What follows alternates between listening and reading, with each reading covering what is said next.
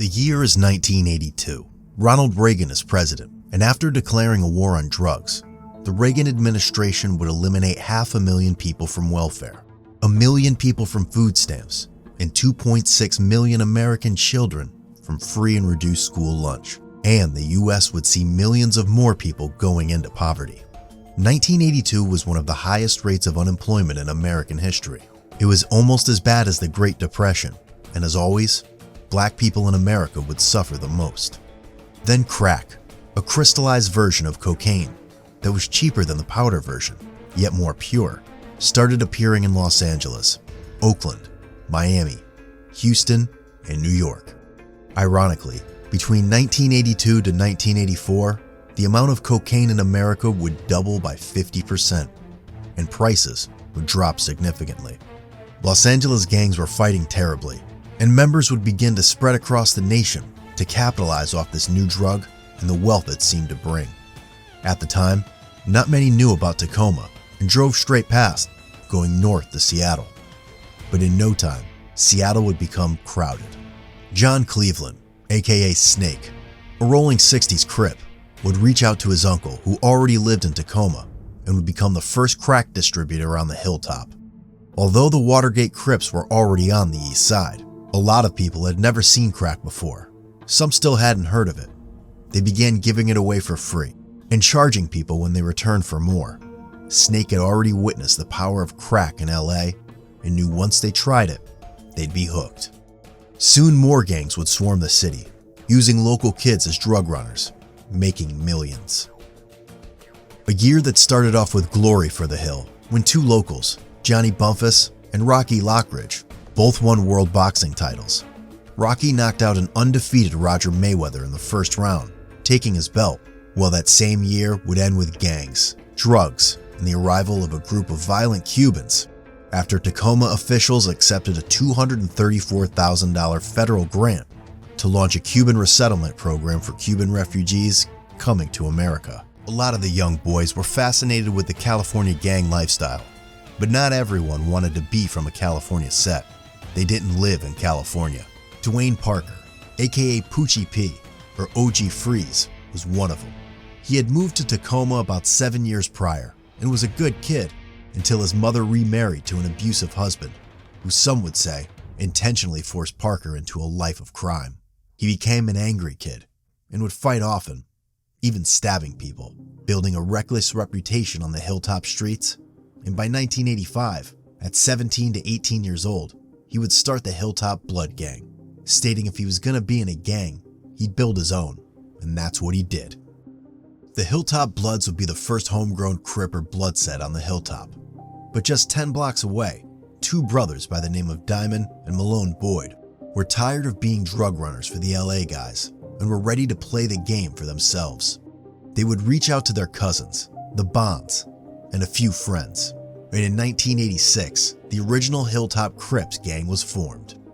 The family name already had a buzz, since their older cousin, Gregory Gay Gay Bonds, was acquitted in a murder in 1984, and their younger cousin, Barry Massey, was convicted for murder in 1985, making national news as the youngest child in the US at the time to ever be sentenced to life without parole at only 13 years old. The gang was more so the younger crowd on the Hill and would spread rapidly. The local gangs and the Cubans both began to push the California gangs out, taking over the local drug trade for themselves. In 1988, Colors, a movie about the violent gang culture in LA, would be released to the world. This movie alone would start feuds between Crips and Bloods across the nation, who had no idea how seriously these gangs were really battling back home. Tacoma would be no different up to that point. It didn't matter where you were from. Everybody was getting money. It was both Crips and Bloods on the Hilltop and the East Side. Colors never mattered like they did in LA, but now they would. On August 22, 1988, Mondale McCain, also known as Mondale Bab or Ice, was walking down East 43rd in Shalashan Projects when he saw Sonu Good, a Hilltop Crip with a red jacket and hat on. Shalashan was home to the East Side Pyrus and the East Side Crips, the gang Mondale was from, and he confronted Sonu, thinking he was a Pyro. But there wasn't much talking. two would begin to exchange blows. Good would grab for a gun, and as McCain turned around to run, he was shot 3 times in the back. One witness would see the whole thing play out, and Good would be on the run.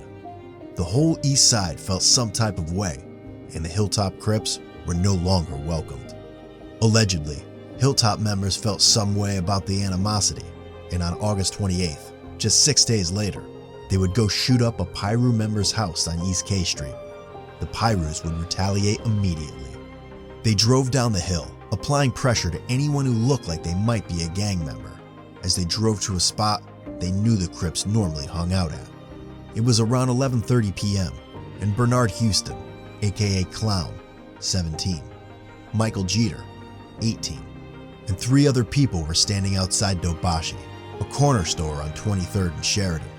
On a weekend night like this, there would usually be at least 20 people outside, but tonight was different. The Pirus had been sitting on the corner a block away, watching the group for about 5 minutes. Then they drove around the block and pulled up in a brown and white Oldsmobile, followed by another car right next to where the group was standing. Someone in the car yelled, "What up, blood?" and the shooting began. Jeter ran, but was struck in the thigh and hid behind the store. But Houston wasn't so lucky. A bullet slammed into the right side of his head, dropping him to the street, unconscious and bleeding heavily. He had a 6-round revolver clutched in his right hand with 5 live rounds in the cylinder. The 6th had been fired. Houston was on life support for a while, but he wouldn't make it. About a week after the shooting, it would be another in the same spot when about 15 young Crips, armed with guns, falsely accused 26-year-old Aaron Brown, also known as AB, of killing Houston. He tried to make his case that night. He thought he could set everything straight since a couple of the guys knew him. But a girl with the group kept yelling that she saw him at the wheel of the car that had sent shots at Houston. Brown would speak with one of the boys he knew, asking him to make things right and clear his name, then walked across the street to wait. For 30 minutes, the group would fight amongst themselves, but in the end, their minds were set. They would shoot at least 10 shots, but only one struck Brown and shattered his left femur just above the knee, ending his short pro boxing career. His brother, Tony, had a gun in his pocket, but Brown said he stopped him from using it, not wanting to make things worse. But ultimately, things got worse. Brown would be cleared and became cool with the boys, but now the gang knew who really took the fatal shot, and the number of violent crimes on both the Hilltop and the East Side would grow drastically. By 1989, the gang's activity was out of control. The entire city was complaining, but there wasn't much the police could do. The boys had a civil right to be outside, and unless the police could physically see them committing a crime, there was nothing they could do to stop them. Residents were told to fight back, but the gangs were violent and unpredictable. No one wanted to take the risk. Until March 24th, 1989, when the waving hand of Brenda Harris, 17, was mistaken as a blood gang sign. She was a passenger in a vehicle and waved to a man she believed she knew, who stood talking to 4 other men in a dark Thunderbird. The 4 men were Hilltop Crips, and they would begin to chase Harris's vehicle down to a dead end, where they fired between 13 to 20 rounds, with at least 3 different guns. One round burst through the rear window of the car, striking Harris in the back of her head. The driver, Warren Smith, a 22-year-old Army trooper, told his passengers to duck as he jumped out of the car and hid.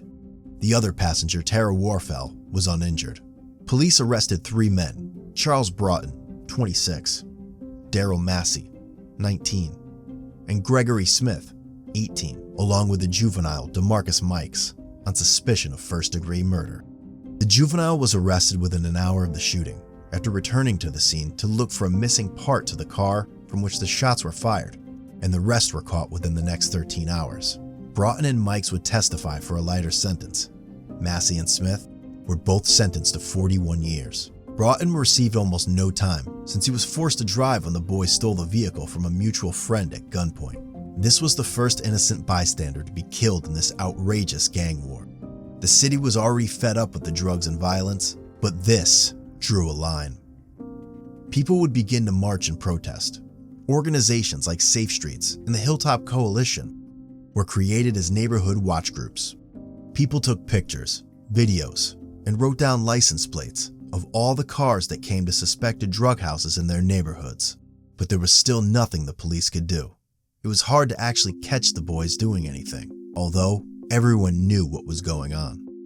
Sergeant Bill Folk was an Army Ranger at nearby Fort Lewis when he purchased a cheap house in the hill as an investment. To protect that investment, he was determined to help push the drugs and gangs out by any means necessary, but he had no idea he was about to see combat from his living room. Tacoma was considered ground zero for gang activity in Washington state. Folk grew concerned that a house across the street was being used to deal crack. He purchased his house for $10,000 with the idea that property values would rise, and now he was set on ensuring the drug-ridden neighborhood would become safe from gangs and drug dealers. He began to videotape the people who visited the suspected drug house with a camera he installed in an upper room window of his house.